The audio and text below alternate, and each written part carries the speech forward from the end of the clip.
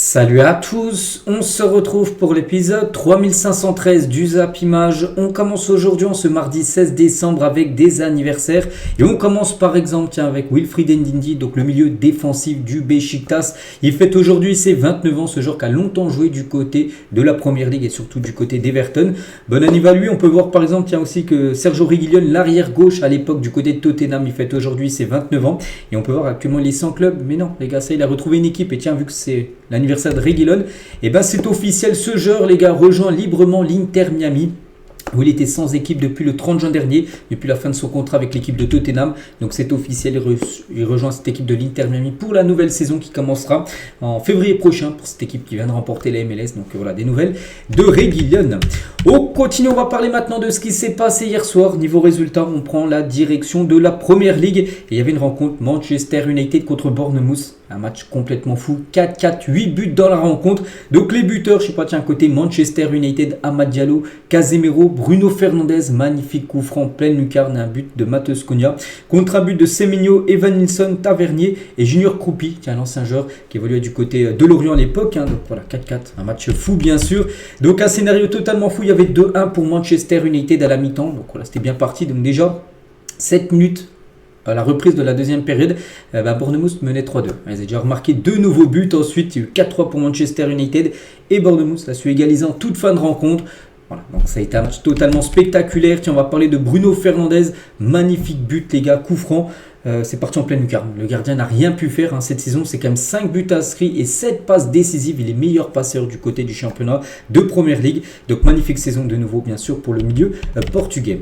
A noter, les gars, donc il y a eu 4-4. Regardez à la 96e minute du match. L'arrêt réflexe magnifique de Lemens, donc le gardien de Manchester United. Arrêt du pied, parce que sinon là ça aurait pu faire 5-4 pour Bournemouth. En toute fin de rencontre avec cette énorme occasion, arrêtée heureusement par le gardien des Red Devils. A noter que Semenyo a été buteur. Semenyo aurait pu ne pas finir le match. Regardez le très mauvais geste de Semenyo sur Diogo Dalot. Il l'a pris à la gorge. Donc il a pris jaune. Des arbitres auraient pu lui mettre carton rouge, il s'en est très bien sorti.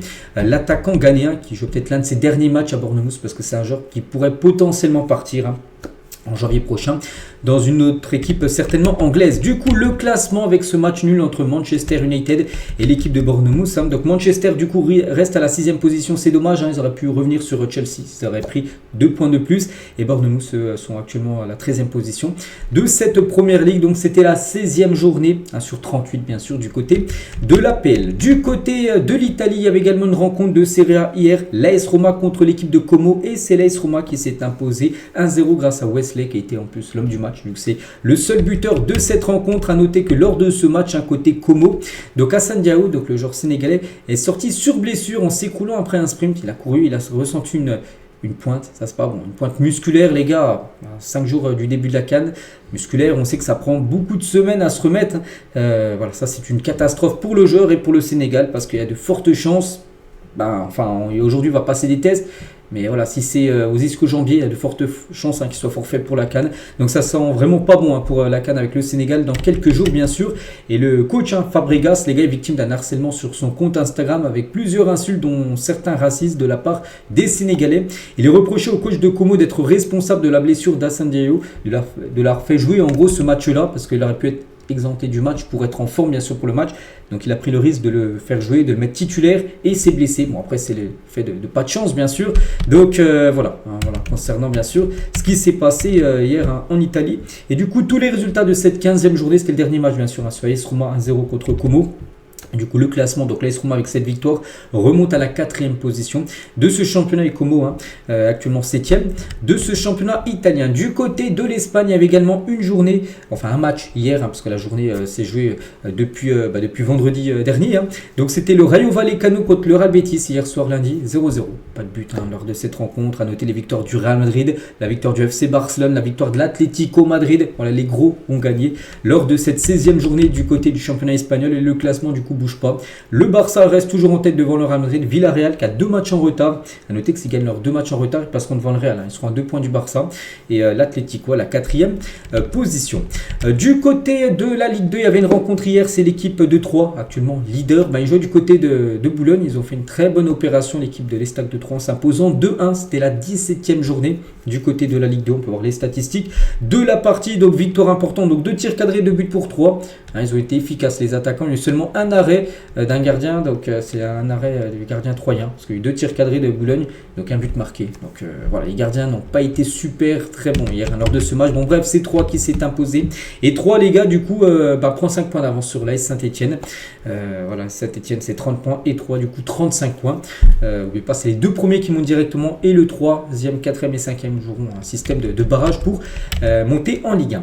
Voilà ce qu'il y avait à dire sur les matchs d'hier soir. On bascule maintenant sur le programme. Aujourd'hui, on est mardi, c'est pas de la Ligue des Champions, il n'y a pas de Coupe d'Europe. On sait que la Coupe d'Europe reprendra fin janvier, mais il y a pas mal de matchs. Regardez, en Espagne par exemple, il y a de la Coupe du Roi. Pour les rencontres, dont le Barça qui joue à Guadalajara.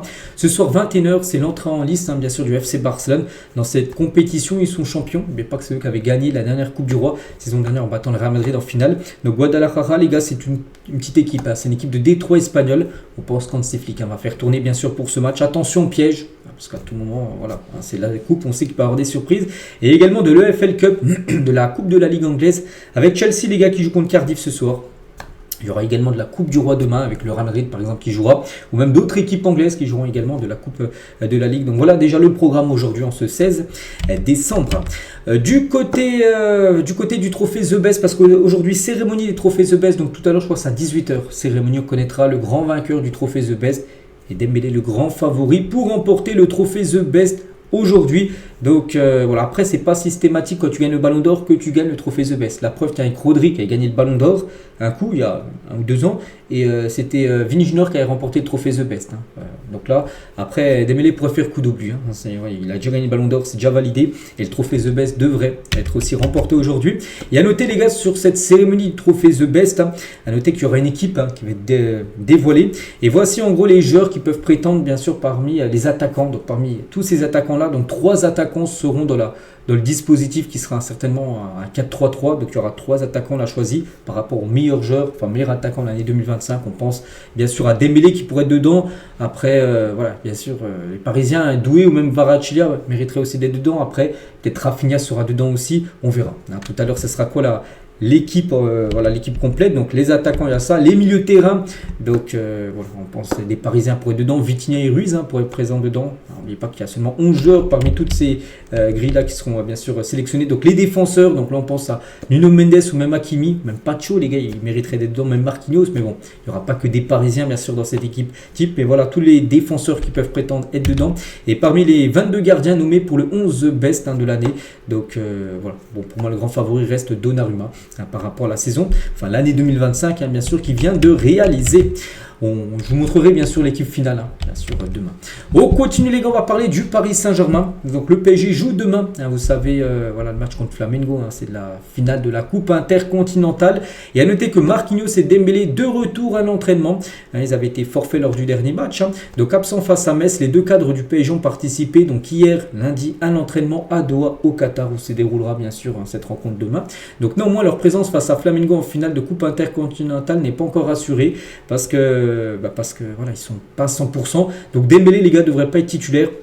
On annonce beaucoup que Kvaratskhelia certainement ailier gauche, Barcola ailier droit et Désiré Doué en numéro 9 demain pour le match. Donc Dembélé du coup serait sur le banc et Marquinhos on ne sait pas, on verra est-ce qu'il sera aligné dès le départ ou sinon ça sera Pacho titulaire avec peut-être Zarbani. Si Marquinhos peut tenir sa place, ce sera lui le titulaire bien sûr, avec défenseur droit certainement Zeremri et défenseur gauche bien sûr Nuno Mendes. Et à noter que le poste de gardien de but, on se dit qui va gauler parce que les 3 derniers matchs ont été gaulés par Safonov, mais Lucas Chevalier les gars est apte à jouer pour demain. Donc Chevalier n'est plus vu comme un gardien numéro 1 indiscutable au PSG parce que depuis le début de saison c'était lui le numéro 1. C'était lui le numéro 1. Mais depuis les gars, les cartes ont été remises surtout par rapport aux derniers matchs qui ont été plutôt bons de Safonov, malgré les 2 buts qu'il a pris du côté de Metz où il n'a rien pu faire. Même ça aurait été Chevalier, même n'importe quel gardien, je pense que tu ne pouvais pas arrêter les 2 buts qu'il a pris lors du match contre Metz. 2 pétards, c'était impossible d'arrêter. Bon bref, au club on explique qu'il n'y a pas de hiérarchie et que le meilleur jouera à chaque match entre Chevalier et Safonov. Donc pour l'instant, d'après ce que j'ai pu voir, ce serait plutôt Lucas Chevalier qui devrait retrouver sa place de titulaire demain. Après, avec Luis Enrique, on sait que c'est lui qui a le choix final, bien sûr. Il décidera peut-être juste avant de changer, on n'en sait rien. Mais voilà, il n'y a pas de numéro 1, c'est le meilleur qui gagnera, on verra. Et concernant Renato Marin, donc le troisième gardien qui est arrivé l'été dernier, donc lui devrait débuter normalement en Coupe de France samedi, le match contre Vendée-Fontenay, là, une équipe de National 3. Il y a des chances que ce soit lui qui démarre titulaire lors de cette rencontre. Samedi soir qui sera le dernier match du PSG pour cette année 2025. Et toujours avec le Paris Saint-Germain, on revient sur le match contre le FC Metz il y a quelques jours et l'entraîneur de Metz est revenu sur le travail accompli par les jeunes parisiens, les Titi, les joueurs qui sortent du centre de formation et qui sont maintenant en équipe première. Il a dit ce que font les jeunes du PSG remarquable, ce sont des joueurs qui se fondent bien dans le collectif parce que l'équipe marche bien, mais les jeunes se mettent au niveau, ils sont disciplinés, surtout ils ont des qualités, ce sont les meilleurs jeunes de leur génération bien sûr en France, le coach les met en confiance et eux s'épanouissent parce que le jeu est stable et que leur intégration est simplifiée par le rendement de l'équipe, vu que c'est une équipe qui performe, qui gagne, bien sûr. Donc tu peux faire rentrer bien sûr des jeunes talents comme ça et voilà, ça affaiblit pas l'équipe bien sûr des jeunes comme ça. Donc voilà, vraiment Stéphane Le Mignon, donc le coach de Metz, est choqué vraiment par les jeunes du PSG bien sûr, tellement qu'ils sont déjà bons avec cette équipe parisienne. On continue les gars, on va parler d'un autre club maintenant, le Real Madrid. Donc le Real joue demain contre Talavera, une équipe de Détroit espagnole en Coupe du Roi. Mais voilà, on sait que le Real Madrid les gars, avec Xabi Alonso, c'est chaud. Et le Real Madrid aurait déjà trouvé le remplaçant de Xabi Alonso. Et il serait déjà au club. Et le nom, les gars, qui circule le plus. Et même Fabrizio Romano le confirme, les gars, que c'est lui, c'est Arbeloa. Arbeloa, c'est un ancien joueur du Real Madrid, ancien, je crois, je ne sais plus s'il joue à droite, je crois défenseur droit. Mais c'est surtout le coach de l'équipe B. Voilà, donc, si Xabi Alonso venait à se faire licencier, et ben ça serait certainement Arbeloa qui pourrait le remplacer peut-être jusqu'à la fin de saison pour voir comment ça va tout simplement. Et à noter les gars que Xabi Alonso les gars il sera vraiment testé lors de la Super Coupe d'Espagne. Donc là bien sûr, bon là demain le match de Coupe du Roi, on espère que ça passe pour le Real et après il leur reste encore un match dimanche prochain contre Séville. Bon après là s'il perd les deux, là, vraiment oui, il se fait éliminer par exemple demain en Coupe du Roi, je pense que Xabi Alonso sera fini. Tu te fais éliminer, ça ferait une énorme tâche bien sûr dans un club comme le Real de perdre contre une des trois. Bon, s'il passe bien sûr, il y a le match contre Séville après, mais si par exemple le Real gagne ces deux matchs, ce qui est fort possible, ils seront vraiment jugés sur la Super Coupe d'Espagne bien sûr. Il y aura l'Atlético Madrid en demi-finale et potentiellement peut-être le Barça ou je sais plus c'est Bilbao, l'autre demi-finale. Donc ça sera surtout sur cette Super Coupe d'Espagne qui sera jugé Xabi Alonso. Toujours avec le Real, on va parler d'Hendrick. Donc effectuera son premier entraînement avec l'Olympique Lyonnais le 29 décembre prochain, là, dans à peu près 13 jours. Et pourrait également être disponible pour le match face à l'AS Monaco le 3 janvier prochain parce qu'on sait qu'Hendrick devrait quitter le Real Madrid. Alors, on en parle quand même depuis pas mal de semaines, voire pas mal de mois. Au moins 2 mois, il y a des infos concernant départ d'Hendrick, donc oui ça va se faire. Donc voilà, peut-être à Lyon les gars, premier entraînement le 29, puis peut-être sera dispo pour le match le 3 janvier face à l'équipe de Monaco. Concernant Rodrigo, donc lui veut se racheter après son mauvais début de saison, il a enchaîné beaucoup de matchs sans marquer, bon là ça va un peu mieux, les 2 derniers matchs il a marqué 2 buts. Donc le Brésilien sait que son début de saison n'a pas été bon, oui ça tout le monde l'a vu, mais il aurait enfin retrouvé son meilleur niveau de forme et veut prouver sa valeur aux supporters et au club. Ça c'est plutôt une bonne nouvelle bien sûr s'il veut en faire plus et montrer plus à Rodrigo. Donc bon pour l'instant c'est pas mal ce qu'il a montré. Maintenant il faut encore confirmer ça sur les 2 derniers matchs de l'année. Et toujours tiens avec Rodrigo vu qu'on parle de lui, et ben transfert mais d'équipementier en gros, il quitte Nike et rejoint Adidas. Il est passé avec l'équipementier allemand, enfin Adidas c'est allemand et bien sûr Nike c'est américain, donc voilà il rejoint Adidas. Rodrigo. On va parler du rival bien sûr d'Adidas, c'est Nike et Nike lancera un maillot rétro du Barça pendant la saison 2026-2027 l'année prochaine, enfin la saison prochaine ils vont sortir un maillot rétro, donc un maillot collector, un maillot qui avait été déjà sorti à l'époque, donc voilà c'est peut-être ce maillot là avec du noir et du gris, voilà ça pourrait être ce maillot-là qui pourrait sortir. Bon, ça sera bien sûr la saison prochaine. On a le temps, bien sûr, d'en reparler. On continue avec Juan Laporta. Le président du FC Barcelone a rencontré Pini Zahavi, l'agent de Robert Lewandowski. Donc il souhaite rester une saison de plus, mais le club estime qu'il est encore trop tôt pour prendre une décision parce que l'agent de Lewandowski, Zahavi, il a dit oui, Robert Lewandowski m'a parlé, il m'a dit lui il souhaitait rester. Laporta lui a dit pour l'instant on ne peut pas prendre de décision. S'il va rester, partir, parce que oui il est en fin de contrat en fin de saison, mais pour l'instant le Barça ne sait pas s'il faut le prolonger ou pas. L'attaquant polonais qui a quand même 37-38 ans. Donc tout dépend en gros, je pense, de son rendement jusqu'à la fin de saison. S'il marque encore beaucoup de buts, le Barça il se diront On ne peut pas laisser partir un joueur comme ça gratuitement, même si ce ne sera plus un titulaire, ce sera un joueur avec l'expérience, tout ça, qui peut être utile. Mais si voilà, il marque peu de buts, ce qu'il fait cette saison, il marque peu de buts, comme Lewandowski. On ne pense pas là qu'il sera prolongé. Donc le Barça prendra la décision certainement début d'année 2026 concernant le futur de Lewandowski. Hansi Flick s'est exprimé sur la situation de Ter Stegen au Barça, parce que Ter Stegen, je ne sais pas si vous avez suivi les gars, deuxième gardien, même deux ou troisième. On sait que c'est Juan Garcia le premier, mais Chesney peut-être le deuxième et Ter Stegen le troisième. Et Ter Stegen ne veut pas partir. Pourtant, il y a la Coupe du Monde l'année prochaine. Il souhaite rester au Barça. Si Ter Stegen veut rester, c'est sa décision. Donc, il est un joueur à part entière. C'est un gardien fantastique. Nous avons 3 excellents gardiens et j'en suis ravi. Donc, Juan Garcia, Chesney et Ter Stegen. Donc, comme je l'ai dit précédemment, Juan Garcia est le numéro 1. Ça, c'est sûr et certain. Puis, Chesney a réalisé une saison fantastique l'an dernier et est aussi un joueur important. Si Ter Stegen veut rester, c'est sa décision. Nous avons discuté de sa situation et je la respecte. C'est un gardien fantastique, un très bon joueur. Et il a aussi un excellent caractère. Voilà, parce que Ter Stegen, lui, il veut travailler et il sait qu'il peut retrouver une place de titulaire. Après, le problème, c'est qu'il faut qu'il joue. Le problème, il jouera très peu, les gars. Même le match de Coupe du Roi ce soir, j'ai vu la compo probable, serait plutôt Chesney qui devrait gauler. Donc Ter Stegen serait du coup sur le banc. Voilà. Bon, après, en tout cas, lui, il souhaite rester, Ter Stegen. Le mieux, je pense, pour lui, c'est de partir en janvier s'il souhaite disputer, bien sûr, la Coupe du Monde avec l'Allemagne. Parce que s'il ne joue pas, les gars, Nagelsmann, le sélectionneur allemand, ne l'appellera pas. Pour jouer cette Coupe du Monde, il n'y a pas que Neuer, les gars, a pris sa retraite internationale. Donc pour Ter Stegen, c'était l'occasion de gauler, mais s'il ne joue pas le gars en club, ça sera compliqué qu'il soit appelé. Et tiens, en parlant de Neuer, donc officiel, Manuel Neuer souffre d'une déchirure musculaire à l'ischio-jambier droit. Donc il sera forfait pour le dernier match de l'année avec le Bayern. Donc la durée exacte de son indisponibilité n'est pas encore déterminée, mais il manquera le dernier match de l'année face à Heidenheim. Il sera forfait lors du dernier match, le match là, le week-end prochain. Manuel Neuer, on souhaite un bon rétablissement. On continue avec Tottenham et les Spurs, mise sur la durée avec Thomas Frank, donc le coach de cette équipe bien sûr de Tottenham. Donc l'entraîneur danois a reçu le plein soutien de la direction après des discussions au sommet du club, avec peut-être le président, tout ça. Ils ont parlé de son futur, ils ont dit que c'était l'entraîneur parfait pour Tottenham, malgré que les résultats sont pas ouf. Voilà, pour les Spurs qui font toujours une saison moyenne. Je ne sais plus sous combien de pelle, peut-être à la 10e position. Voilà, c'est trop loin pour un club comme Tottenham qui doit viser au moins le top 5 chaque année. Bon, bref, la tendance est claire, les Spurs sont prêts à lui laisser du temps pour installer son projet. Voilà, pour l'instant, il n'y a pas de changement d'entraîneur prévu du côté de Tottenham. Ils battent les derniers matchs, ils ont pris 3-0 à Nottingham Forest. L'équipe de Tottenham, Manchester City, on va parler d'eux parce que là, il y a bientôt le mercato, couvre. Dans 2 semaines, les gars, le mercato hivernal ouvre ses portes et Marc Guéhi va être très intéressant parce que Palace, ils savent, déjà le joueur ne veut pas prolonger. Ça, c'est sûr, ils ont essayé beaucoup de fois de le prolonger. Il a dit non à tout le monde, les gars. Il va partir. Après, est-ce qu'il partira en janvier? Comme ça, Palace recevra de l'argent. Ou est-ce qu'il partira le 1er juillet prochain? Et là, bien sûr, Palace recevra 0 € vu qu'il sera fin de contrat. Et bien, en tout cas, City, les gars, le veut. Marc Guéhi, donc le défenseur de Palace, est désormais une cible prioritaire de Manchester City. Alors que les Sky Blues préparent une refonte majeure de leur défense lors du prochain mercato estival. Voilà, donc l'été prochain, après, ça se peut que ça se fasse en janvier, bien sûr, parce qu'il y aura aussi d'autres équipes comme Liverpool aussi qui sont très intéressées par Marc Guéhi. Mais voilà, c'est quasiment sûr qu'il quittera Palace. Et toujours avec Manchester City, on va parler de Ryan Cherki qui réalise un très bon début de saison pour sa première saison en Angleterre. Donc fait en moyenne une passe décisive toutes les 81 minutes à peu près en Première Ligue. Il est venu pour choquer l'Angleterre tout simplement. Ryan Cherki qui réalise des très bons débuts du côté de son club de Manchester.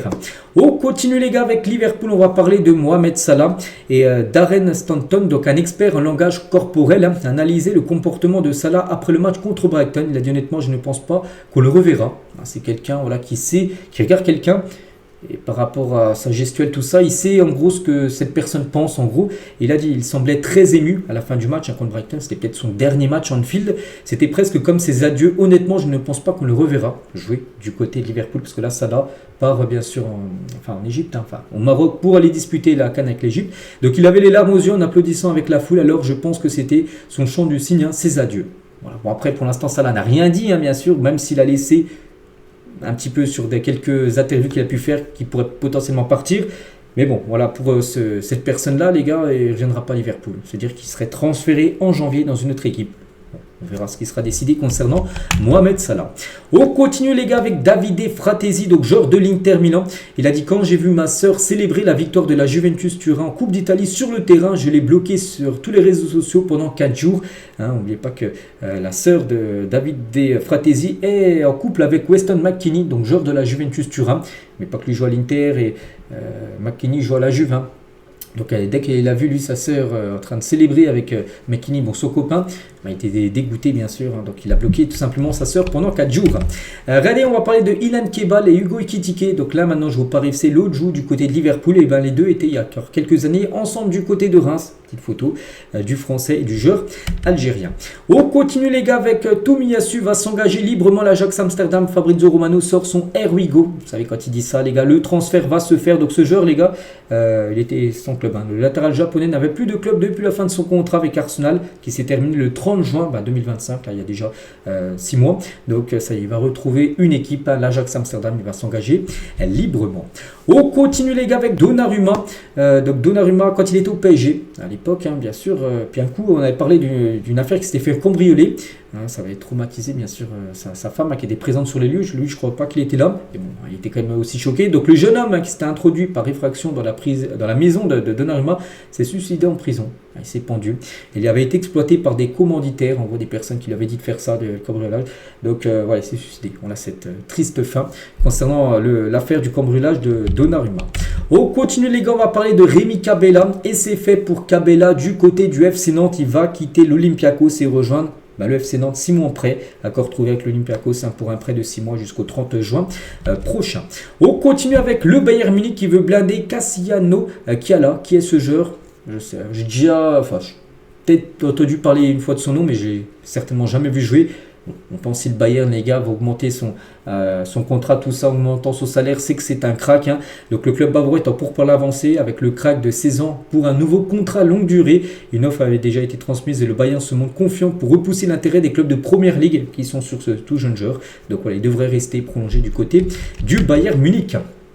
Des nouvelles de Thiago Silva va quitter Fluminense et sera disponible sur le marché dès janvier. Il veut commencer une nouvelle aventure en Europe avant la Coupe du Monde 2026 parce que lui souhaite disputer la Coupe du Monde avec le Brésil, même s'il est âgé. Hein, Thiago Silva, je sais pas, il a peut-être... Je pense qu'il a 40 ans, hein, Thiago Silva.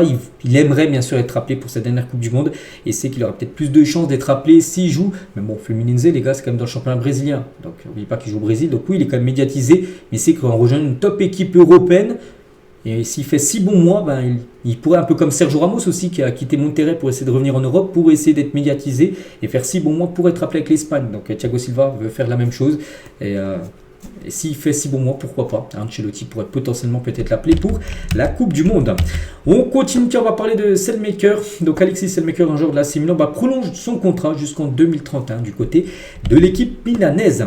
Toujours avec Milan, ils veulent signer Niklas Füllkrug, donc l'attaquant allemand de West Ham. Donc les Rossoneri ont déjà débuté les négociations avec West Ham. Le joueur a reçu d'autres offres, mais donne la priorité au club italien. C'est Fabrizio Romano qui donne cette info, parce que du côté de l'AC Milan, je crois qu'il y a Santiago Jiménez, un attaquant, je ne sais plus quelle nationalité, mexicain, ou je ne sais plus, bref, je crois qu'il est blessé. Il va se faire opérer, du coup il va falloir un nouvel attaquant du côté de l'AC Milan. Et ici, tout simplement, Niklas Füllkrug. On continue avec Mbappé et Cristiano Ronaldo.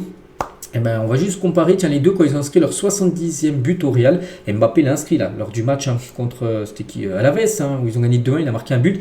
Il lui a fallu 81 matchs pour inscrire ses 70 premiers buts du côté du Real. Et Ronaldo, au bout de son 70e match, 75 matchs. Donc il fait mieux de 6 matchs en moins. Ronaldo, mon pote Mbappé, est quand même dans les standards comme de CR7. CR7 qui a mis la barre très très haute bien sûr. Et Mbappé pour l'instant suit, on va dire, les traces de Cristiano Ronaldo du côté du Real Madrid par rapport au nombre déjà de buts inscrits.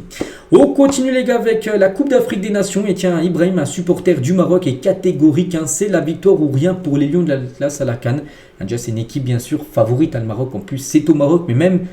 C'est une équipe qui joue très bien, bien sûr, c'est l'équipe la mieux classée au classement FIFA parmi les nations africaines. Il a dit un autre résultat qu'une victoire du Maroc à la CAN serait un échec, bien sûr. Même une demi-finale, même une finale perdue sera un échec. Il faut absolument gagner du côté du Maroc. On s'attend à remporter la CAN évidemment, et surtout avec la manière en pratiquant un bon football. Ce n'est pas normal qu'une telle nation du football n'ait gagné qu'une seule fois la CAN. Et encore, c'était il y a 49 ans. C'est vrai que ça date pour le Maroc. C'est pour ça que là, c'est l'objectif ultime, bien sûr, pour cette sélection, remporter cette CAN. à domicile. Hein. Les supporters marocains ont une exigence très grande, hein, bien sûr, pour cette compétition qui commence là dans 5 jours, dimanche, hein, avec le match d'ouverture entre le Maroc et les Comores. Donc voilà, pour les supporters, bien sûr, c'est victoire ou rien. Une autre sélection aussi qui sera attendue, bien sûr, c'est la RDC. Hein, et Vincent Kompany, donc l'entraîneur belge de l'équipe du Bayern, a dit « J'aimerais que la République démocratique du Congo remporte cette Coupe d'Afrique des Nations ». Voilà, pour lui, il soutiendra tout simplement cette nation.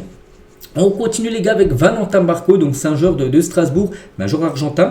Il a dit si l'Argentine est favorite à la Coupe du Monde, oui, on est la meilleure équipe du monde. Évidemment qu'on est parmi les favoris, on est les champions du monde en titre, mais le mondial est très difficile. Il faut maintenant gagner 8 matchs pour le remporter tout simplement, ce mondial en gros 2026. Donc voilà ce qu'il a pu dire. Donc oui, pour moi l'Argentine, j'avais mis 4 équipes, hein, j'en ai parlé il y a quelques jours, j'avais mis je crois l'Argentine, la France, l'Espagne et je crois le Portugal, peut-être le Brésil aussi qu'on pourrait mettre aussi dans ce noyau en gros d'équipes pour moi favorites. Hein.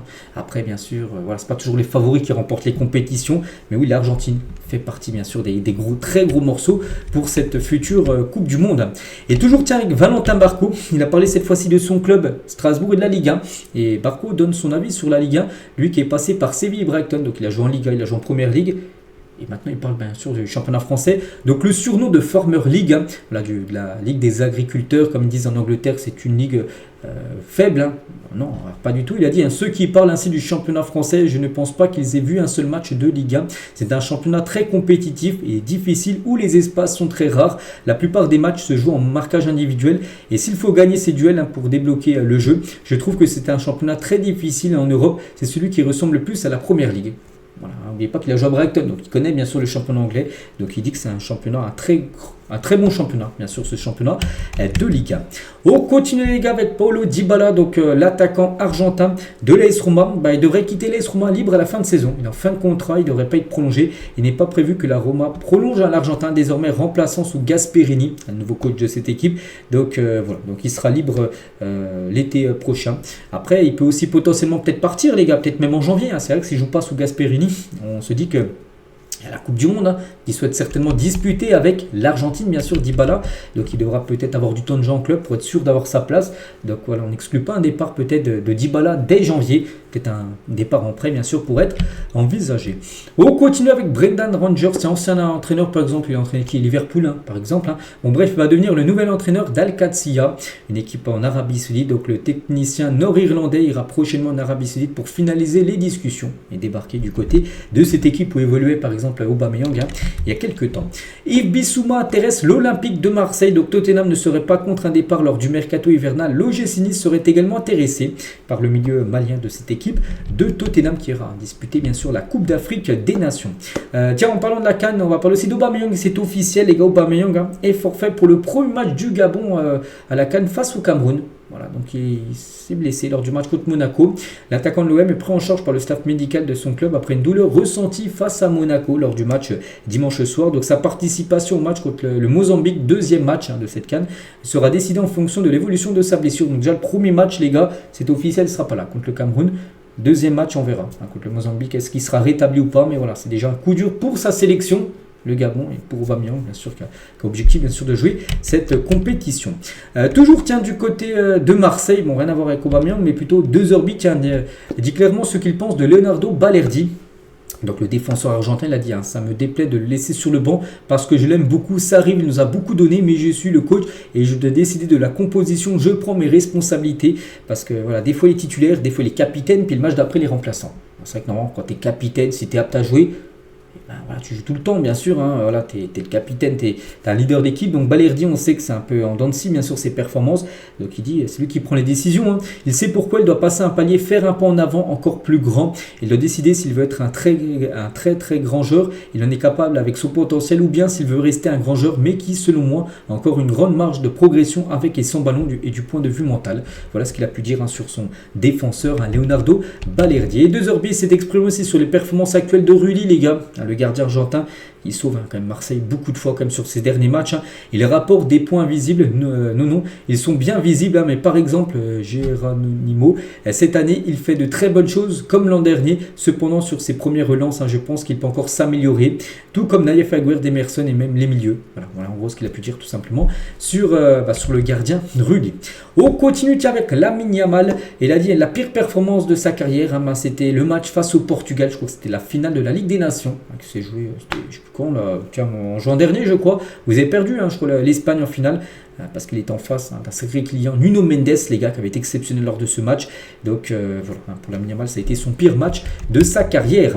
On continue avec la Coupe intercontinentale et à Doha, donc où se déroulera bien sûr cette rencontre demain entre le PSG et Flamengo. Donc la cote d'amour du PSG reste perfectible, c'est un club très populaire, voilà, c'est un club très populaire à Doha, mais pas le plus populaire des clubs européens. On pense peut-être au Real ou au Barça par exemple, je sais que ces deux équipes-là espagnoles sont les deux clubs les plus populaires au monde. Voilà, le Real, Barça après.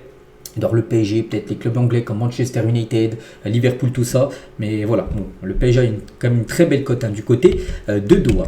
On continue avec Erling Haaland à être au-dessus de tout le monde en Ligue des Champions. Il est le joueur le plus rapide à avoir marqué 55 buts dans cette compétition. Il lui a fallu quand même 54 matchs. Regardez les joueurs.